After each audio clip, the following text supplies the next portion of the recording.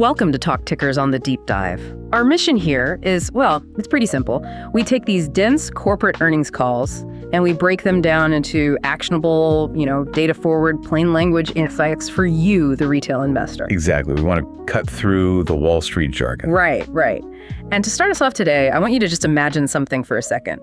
Imagine you've just spent billions of dollars designing the most advanced, flawless electric supercar in the world. Oh, nice. Okay. Yeah, it's an absolute engineering marvel. You have the software dialed in, you've got the microchips secured, the whole supply chain is optimized. But then the day comes to drive the first batch off the assembly line, and you hit a wall. Like a literal physical wall. You forgot to build the charging stations. Exactly. You forgot the chargers.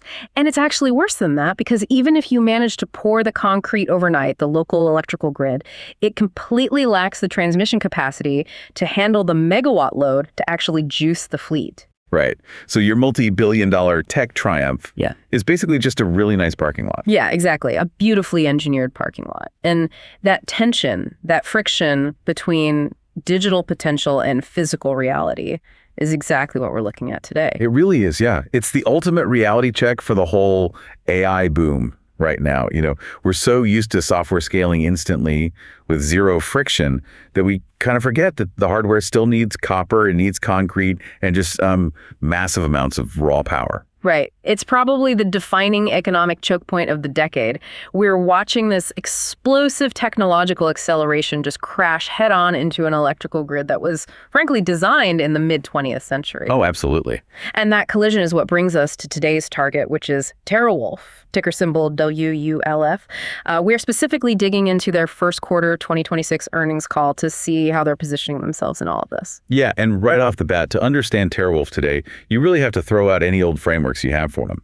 Completely discard them. Yeah, completely. If you're still running models based on them being a pure Bitcoin miner, pegging their value to the daily price of crypto, your models are just broken. The Q1 call made it totally clear that this is a company in the middle of a huge identity shift. They are pivoting hard. They are taking this massive portfolio of energy infrastructure that they built for crypto and just going all in on high performance computing. HPC. Right. Strictly for the AI boom. Yeah. Basically flipping their digital real estate from a crypto casino into a highly stable corporate AI office park. I love that analogy. Thanks. But, to figure out if this pivot is actually working or if it's just buzzwords to pump up their valuation, we have to look at the top level numbers from Q1. So let's start with the top line. Okay, let's do it. Overall revenue came in at $34 million. Which, interestingly, is actually down slightly from the $35.8 million they posted in Q1 of last year. Right, and a top-line contraction is always going to spook Wall Street initially. But context is everything here. That little dip, it's entirely engineered. Engineered how? On purpose? Oh, yeah, totally on purpose. It's a direct result of them deliberately throttling back their legacy Bitcoin mining. They are actively leaving crypto revenue on the table to physically free up the power capacity and the rack space for these new AI clients. Ah, okay. Because you can't move a new tenant in if you don't evict the old one first. Exactly. You literally have to unplug the miners to plug in the AI servers. Okay, that makes sense. But that engineered dip leads us to, easily the most jarring number in this entire report, because if you just open up a financial aggregator site right now, the GAAP net loss for Q1 looks apocalyptic to a casual observer. Oh, it looks terrifying. Right. On paper, they reported a $427.6 million net loss. And for perspective, their loss in Q4 was $126.6 million. So this quarterly loss just more than tripled. Yeah, it's the exact kind of headline metric that sets off automated sell algorithms. It shakes out retail investors who don't actually read the footnotes. A $427 million loss on $34 million in revenue. It sounds like an impossible cash burn rate. It does. But, when you dig into the 10Q, it becomes super obvious that this isn't cash actually leaving the building. Right. I was looking at that. The vast majority of this is a $216.3 million non-cash fair value adjustment related to Google warrants, I believe. Yeah, Google warrants plus a bunch of non-cash stock-based compensation. We see this a lot with massive strategic pivots, but the sheer scale of the warrant liability here is really fascinating. Walk us through that because, I mean, warrants can be tricky to grasp.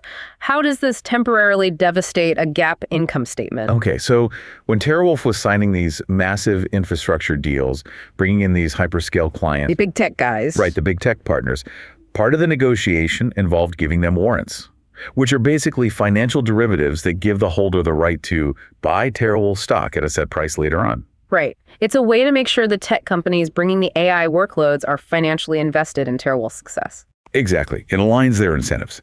But here's where GAAP accounting makes things weird. GAAP requires mark-to-market accounting on these derivatives.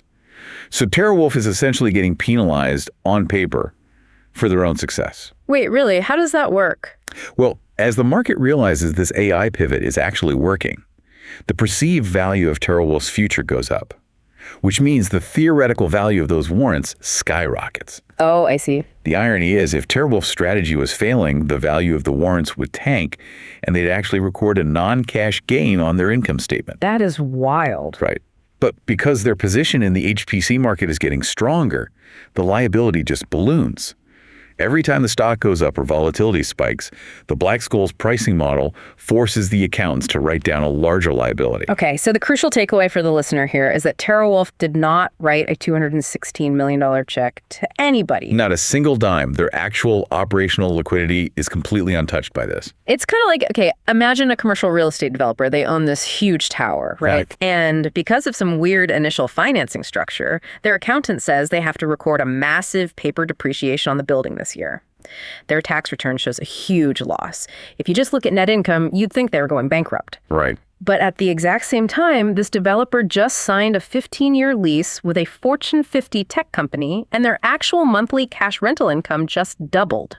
The cash is rolling in, but the paper accounting looks terrible. That's the exact dynamic. You have to separate the paper depreciation from the rental income. And for TerraWolf, that rental income is their HPC lease revenue, which is easily the most important metric in this Q1 report. Let's talk about that, because that HPC lease revenue came in at $21 million for the quarter, which is a 117% increase from just $9.7 million in Q4. Yes. That is triple-digit sequential growth in the exact area they are betting the company on. That 21 million is the absolute proof of concept, the whole crypto to AI narrative. It isn't just a slide in a pitch deck anymore. It's energized operational reality. Right, like specifically at their Lake Mariner facility, they brought 60 megawatts of capacity online for a client called Core 42.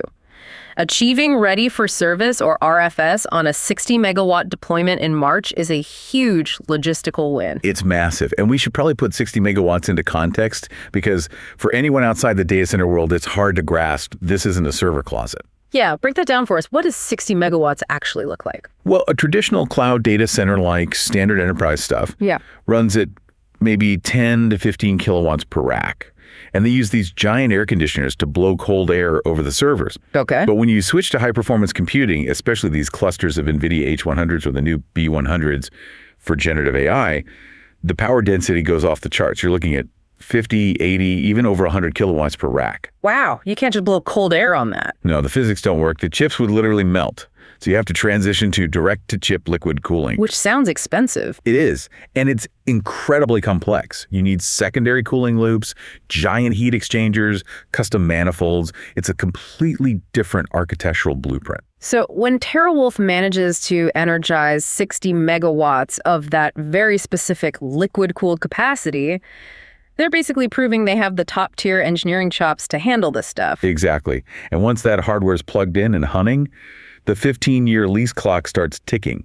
They trade the insane daily volatility of Bitcoin mining for highly stable, credit-backed, recurring revenue. And you can actually see that stability hitting the income statement now. Their adjusted EBITDA improved to negative 4.1 million, which, yes, is still negative, but it's a huge leap from negative 50.9 million just last quarter. It's a massive course correction. The underlying profitability is shifting rapidly as that AI revenue scales up and the crypto volatility gets dialed out. But, you know, the most compelling part to me isn't just the new revenue. It's how ridiculously cheap they are operating the physical infrastructure to get that revenue. Oh, the cost of revenue drop, yes. Yeah. This number is almost hard to believe. In Q1, their cost of revenue exclusive of depreciation plummeted by 88%. It went from $18.9 million in Q4 down to just $2.4 million in Q1. An 88% reduction in your main operational cost in one quarter. For a heavy industry company, that's just staggering. Right. You don't get an 88% cut by just finding a slightly cheaper vendor or turning the lights off in the break room. No, you have to fundamentally alter your relationship with the power grid to see that kind of drop. And for TerraWolf, that advantage came from demand response proceeds, which brought in $14.1 million for the quarter. We really need to unpack this demand response thing because the idea of getting paid $14.1 million to essentially turn off your own equipment is a really weird quirk of grid economics. It is weird, but it's brilliant. It shows the hidden value in their legacy Bitcoin fleet that most of the market just ignores. Okay, so why would a grid operator pay someone millions to shut off their machines? Yeah, so the U.S. electrical grid operates on this razor's edge all the time. Supply and demand have to match perfectly, every single millisecond. If there's a sudden spike in demand, like, say, a brutal winter storm rolls through the PJM footprint, and power generation can't keep up, the frequency of the grid starts dropping. And if it drops too much, you get rolling blackouts. Exactly. The whole system cascades. Traditionally, grid operators handle this by firing up peaker plants. These are usually super expensive, highly inefficient natural gas turbines that might only run a few days a year just to handle those spikes. Sounds incredibly costly. It is. But the alternative to spinning up more generation is to instantly remove demand. And that's where Bitcoin mining is basically a superpower. Because it's interruptible. Yes.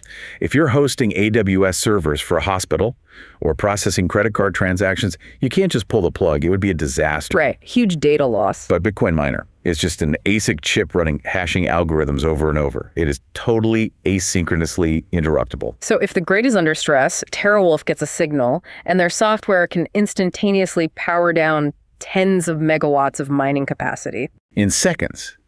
And for the grid, dropping 50 megawatts of demand has the exact same stabilizing effect as adding 50 megawatts of new generation. Yeah. It keeps the lights on for everyone else. And the grid pays them handsomely for that service. Heavily. So during Q1, when power markets were volatile, TerraWolf just dynamically dialed down their miners, helped stabilize the grid, and pocketed $14.1 million. They're essentially running a virtual power plant. Exactly. And they record that $14.1 million as a reduction in their cost of revenue, which is why you see that massive 88% drop. That is a fascinating hedge. So even as they pivot away from crypto, they're using those remaining miners to aggressively manage power costs. Traditional data centers simply cannot do that. No, they don't have that luxury. It's a huge structural moat. But let's look at the profitability of the new AI side, because the margins reported on the call were a bit nuanced. They reported a segment profit margin of around 50% for the HPC business. Now, 50% is solid, but management immediately jumped in to say their long-term target is 85%. And they even argued that their underlying operational margin right now is already sitting at that 85% mark. Yeah, the CFO, Patrick Fleury, spent a lot of time on the call bridging that 35% gap. Because 50% is good, but 85% is elite. It's a world-class return on capital. So how did they bridge it? He pointed to three specific things that temporarily dragged down the reported margin. Okay, what was the first one? The first was $2.1 million in what they call tenant fit-out revenue. What exactly does that mean mechanically? Well, when you sign a huge AI tenant like Core 42, they don't just put servers in an empty room. They have insane, highly customized requirements, custom security cages, specific power routing, biometric access, and all the plumbing for the liquid cooling. So TerraWolf acts like the general contractor to build all that out. Right, but they only charge a very small markup on those construction costs. It's basically a pass-through expense just to get the tenant moved in. Oh, I see. So the margin on that specific $2.1 million is super thin. Exactly. And when the accountants blend that low-margin construction work in with the high-margin server hosting, it artificially dilutes the quarterly average. Got it. You take a tiny hit on the construction margin up front to lock in 15 years of 85% rental income. That makes sense. What was the second factor? The second was $3.5 million in pre-revenue operating costs for their subsidiary, Wolf Compute. This is just a classic timing mismatch. Meaning they have to hire people before the servers actually turn on. Exactly. When you're building gigawatts of future capacity, you need high voltage electrical engineers, network architects, facility managers, all on the payroll months or years before you send the first invoice. So you're carrying the full expense of the staff with zero revenue to offset it yet. Right.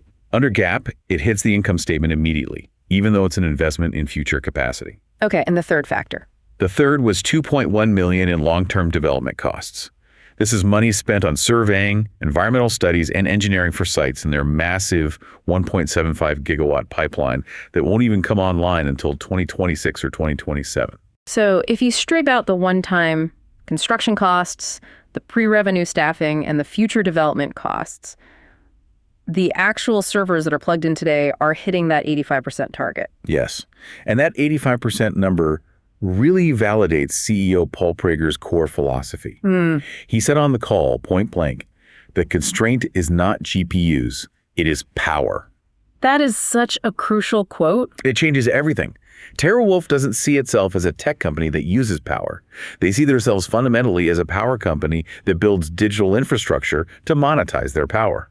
Right. And for you as an investor, that changes the whole valuation framework. If you view them as a crypto miner, you value them based on Bitcoin's spot price. If you view them as a traditional data center, you use real estate multiples. Exactly. But if they are a specialized power developer controlling the tightest bottleneck in the AI revolution, you have to look at them through a completely different lens. It totally reframes their history, too. Yeah. Prager essentially said their early crypto mining days were just a bootstrapping exercise, a means to an end. Right, because they secured these cheap power agreements years ago, but you can't just let 100 megawatt substations sit empty for 3 years while you negotiate complex AI leases, right? No, you need cash flow to pay down debt and prove to the utilities you know what you're doing. So Bitcoin was the perfect bridge. You plug in the ASICs, connect to the internet, and instantly turn electricity into cash. It funded their early build-out. Exactly. But now that the AI tech giants are desperate for power, TerraWolf is being totally ruthless.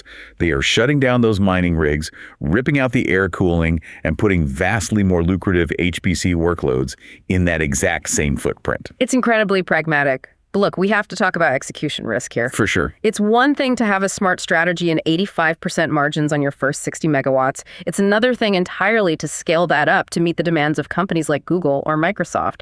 Can they actually build fast enough, or are they going to get bogged down? That is the big question. Execution is everything right now. To scale at this level, you need 3 things: immense capital, perfect supply chain logistics, and rock-solid regulatory support. Let's start with capital, because their balance sheet numbers stood out to me big time. They ended the quarter with $3.1 billion in cash and restricted cash. That is a staggering amount of money. $1 billion with a B. And specifically, $1.5 billion of that is completely unrestricted cash at the parent level. For an infrastructure company, that is a massive war chest. It really fundamentally de-risks the stock.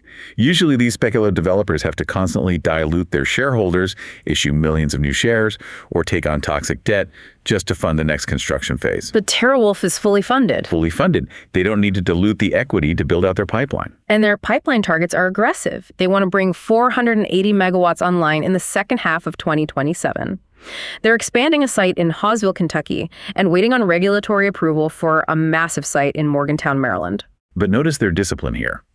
Even with $3.1 billion in the bank, they aren't getting sloppy. In an AI hype cycle, the temptation is to just start pouring concrete speculatively and hope a tenant shows up later. If you build it, they will come mentality. Right, but Prager was super explicit. He said, we do not build on speculation. We contract first, then deploy capital. That sounds like an old school utility operator. It is. They only release the cash when they have ironclad, legally binding agreements with credit-backed tenants who are on the hook for the next decade.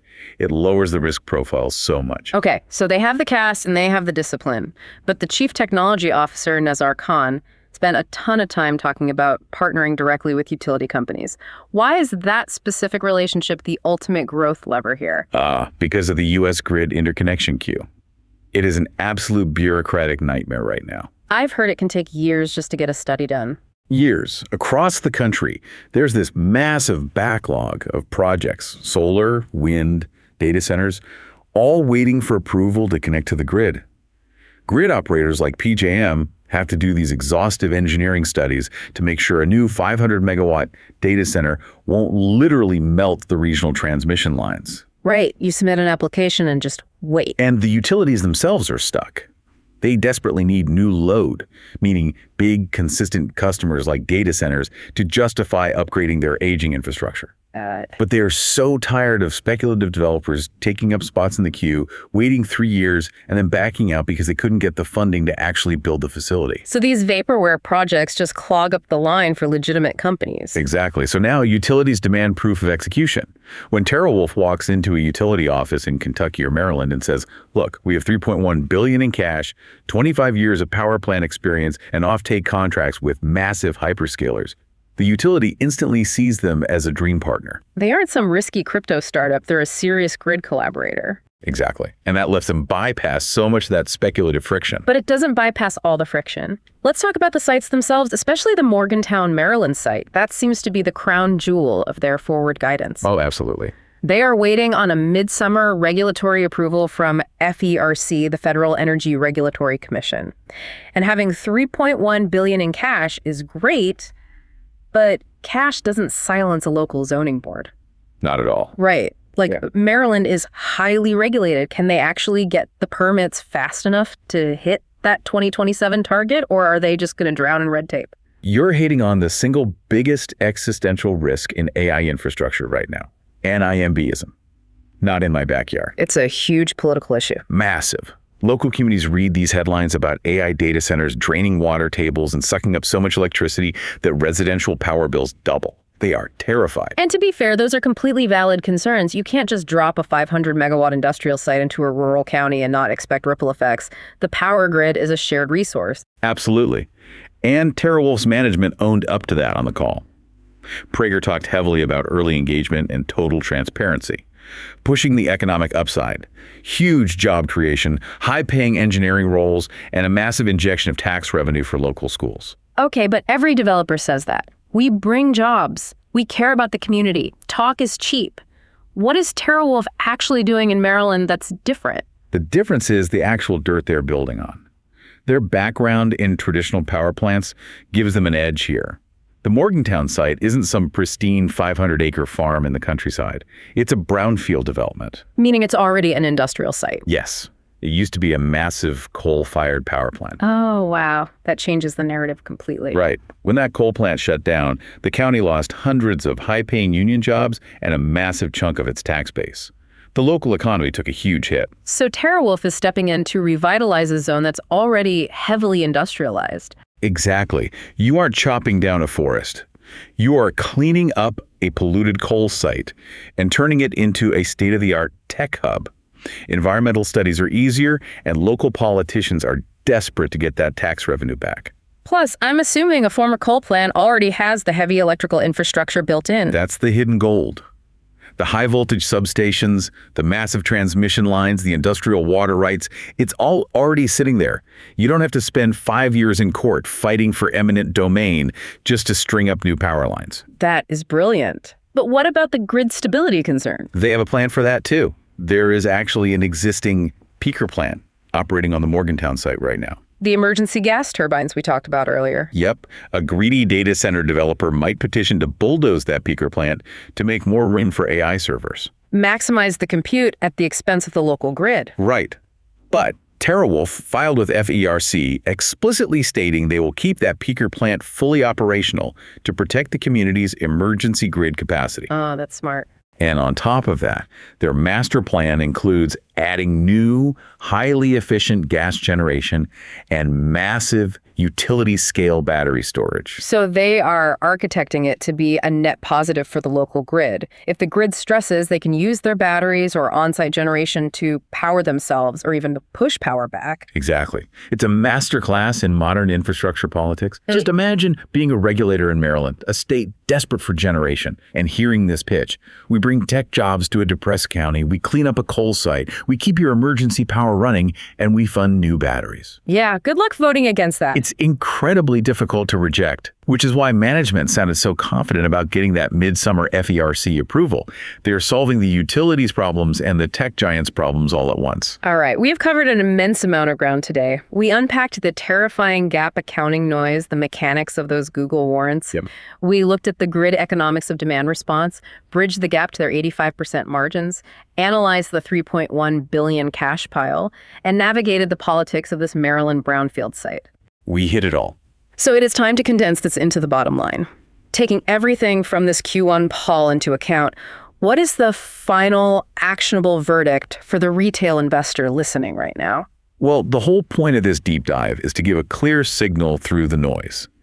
And based on the operational data, the balance sheet, and just the sheer physical reality of the AI market, I have a strongly bullish stance on TerraWolf's pivot. Give us the core rationale for that bullish signal. It's the alignment of a visionary management team with mathematical reality. Look, hundreds of companies put out press releases saying they are pivoting to AI. But very few actually have the physical infrastructure, the power contracts, and the balance sheet to do it in the real world. TerraWolf is proving they can. The numbers back it up. Completely. Hitting an 85% adjusted segment margin proves the unit economics.